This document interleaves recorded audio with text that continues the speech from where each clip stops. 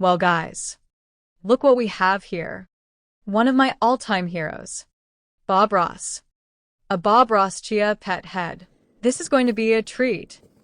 There's a new pet. Chia Pets, the pottery that grows. The pottery that grows. They're green. They're the greatest things you've ever seen.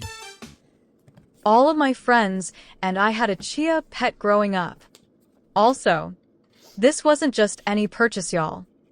I found this masterpiece at Big Lots for $1.99, which I thought was absolutely crazy because I was expecting it to be more.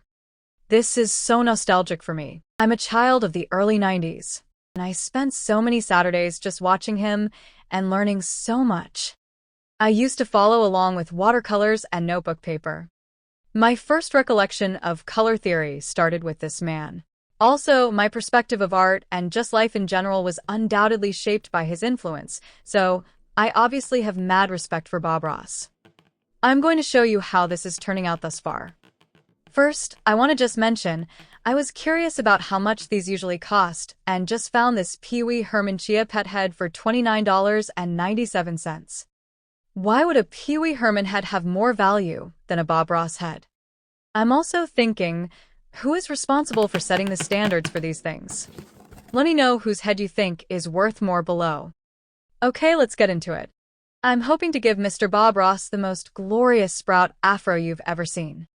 Alright, let's open this up. First things first, chia seeds. Chia. I'm not even gonna lie. That jingle alone was worth the $1.99.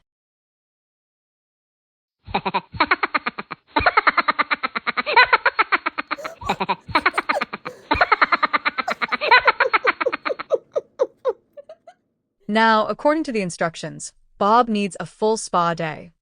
So I filled a canning pot with water, gently lowering him in, and continued to run the water for a while.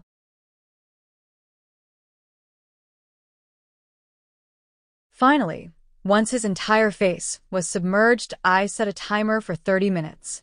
I know you're wondering this because I'm wondering too. Chia. Why do we have so many seeds?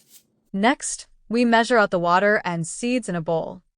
2 teaspoons of seeds and 1/4 cup of water. This measuring glass doesn't have it marked, but trust me, I'm a measuring genius. We're basically making chia paste, but trust the process. Let it sit for about 10 minutes so it thickens up. Scoop Bob out of the water and place him on a tray. Gloves are on because we're professionals here. Now at last, we can carefully spread the seeds onto Bob's head, making sure they are spread evenly. Really focusing on that iconic afro shape. We are not growing just plants here. We are growing art. Now we wait for 2 days to allow the seeds to dry out. Okay, it's time to get this party started. I need to fill Bob's head to the brim with water.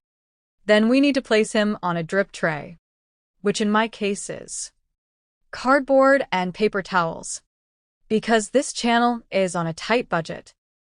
The package says his head will hold a cup of water, but I swear it's more and haven't actually measured it precisely, so pour at your own risk. I'm using a funnel to fill it up, periodically checking the levels so it doesn't overflow. Overflow is a no-go. Don't do it. Here you can see how dry the seeds were. As I was pouring, I noticed the clay immediately started sweating as the water rose, so I know exactly where the water level is. However, as the water rose above the hairline, it was increasingly more difficult to see, so I proceeded with caution. Now we wait again. And from now on we need to keep the inside filled with water, mist the seeds daily, and whisper encouraging things like, "You got this, Bob," as it grows.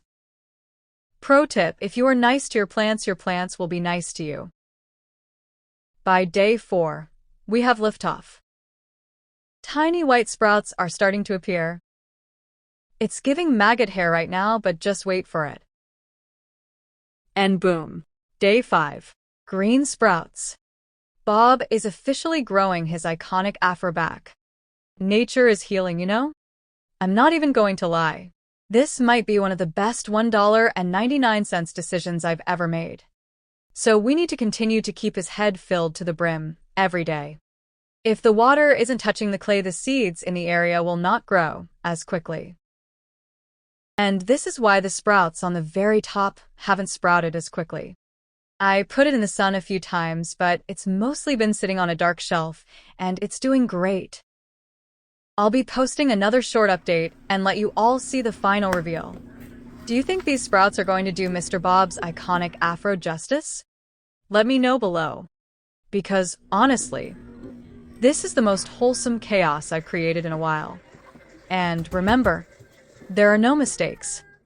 Just happy little sprouts.